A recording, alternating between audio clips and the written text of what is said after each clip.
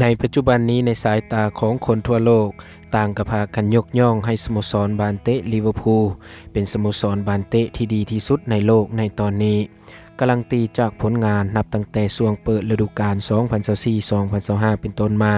ซึ่งสโมสรดังกล่าวก็ได้สร้างผลงานที่โดดเด่นบ่ว่าจะเป็นในพรีเมียร์ลีกอังกฤษในการแข่งขันศึกยูฟ่าแชมเปี้ยนลีกก็สามารถสร้างผลงานที่โดดเด่นเช่นเดียวกันและในล่าสุดมื้อเช้านี้เวลา 3 โมงเช้าของวันที่ 28 เดือน 11 2024 ที่ผ่านมา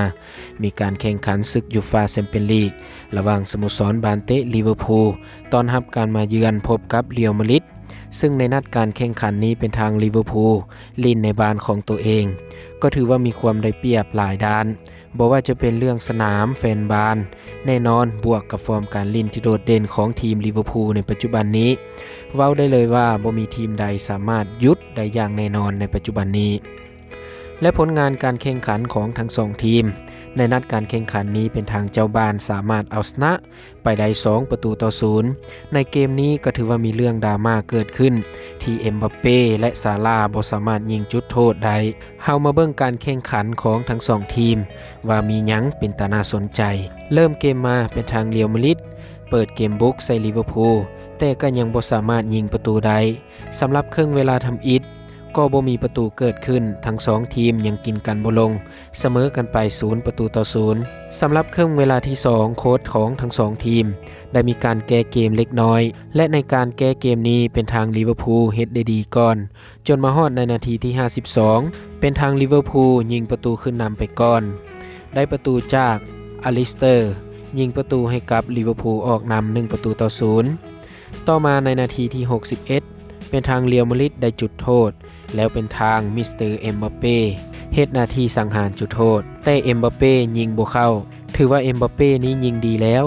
แต่ยังบ่ทันผ่านผู้รักษาประตูของสโมสรบานเตะลิเวอร์พูลต่อมาในนาทีที่70เป็นทางลิเวอร์พูลได้ลูกจุดโทษเช่นเดียวกันจากการขึ้นบานทางด้านขวาของซาลาหลากบานเข้ามาในกรอบเขตโทษแล้วเป็นทางกองหลังของเรียลมาดริดเฮ็ดฟาวล์ซาลาอยู่ในกรอบเขตโทษหลังจากนั้นซาลาก็ได้ลุกขึ้นมารับหน้าที่สังหารจุดโทษด้วยตัวเองแต่น่าเสียดายซาลายิงลุดกรอบออกไปเองถือว่าในเกมนี้ก็ถือว่ามีความดราม่าพอสมควรระหว่างเอ็มบัปเป้ที่ยิงจุดโทษบ่เข้ากับซาลาหลังจากนั้นในนาทีที่76เป็นทางลิเวอร์พูลได้ประตูที่2จากมิสเตอร์โคดี้ยิงประตูที่2ให้กับลิเวอร์พูลขึ้นนำเรียลมาดริด2-0และในช่วงเวลาที่เหลือก็บ่มีประตูเพิ่มเห็นให้ทั้ง2ทีมจบการแข่งขันด้วยสกอร์นี้ลิเวอร์พูลสามารถเฮ็ดได้เปิดบ้านการต้อนรับมาเยือนของเรียลมาดริดชนะ2-0เฮามาเบิ่งสถิติของทั้ง2ทีมหลังจากจบเกมการแข่งขันลงไปลิเวอร์พูลยิงทั้งหมดนี่แม่น17ครั้งยิงเข้ากรอบ7ครั้งการครอบครองบาลนี่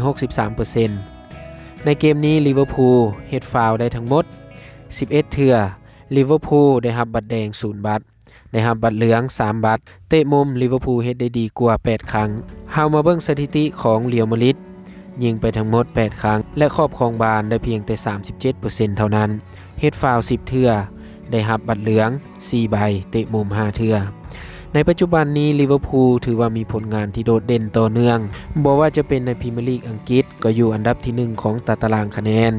และการแข่งขันศึกยูฟ่าแชมเปี้ยนลีกก็อยู่ในอันดับที่1ของตารางคะแนนเช่นเดียวกันถือว่าการเปลี่ยนโค้ชคนใหม่ของลิเวอร์พูลอย่างสล็อตนี้เข้ามาคุมทีมต่อจากเจอร์เก้นคล็อปนั้นก็ถือว่ามีผลงานที่โดดเด่นต่อเนื่องในรอบ15ปี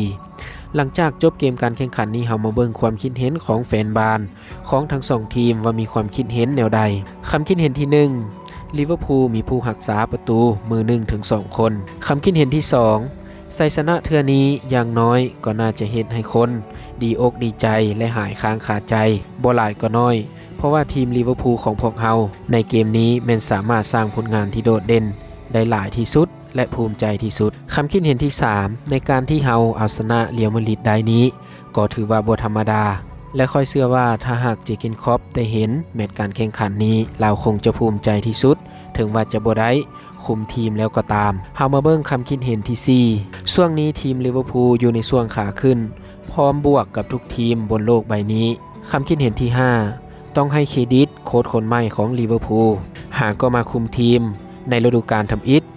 ก็สามารถสร้างผลงานได้ดีเลยคำคิดเห็นสุดท้ายนับตั้งแต่สล็อตเข้ามาคุมทีมลิเวอร์พูลก็เห็นให้แฟนบาลของลิเวอร์พูลนั้นมีความสุขที่สุดและหมู่เพื่อนเดมีความคิดเห็นแนวใดสามารถแสดงความคิดเห็นโอลมกันได้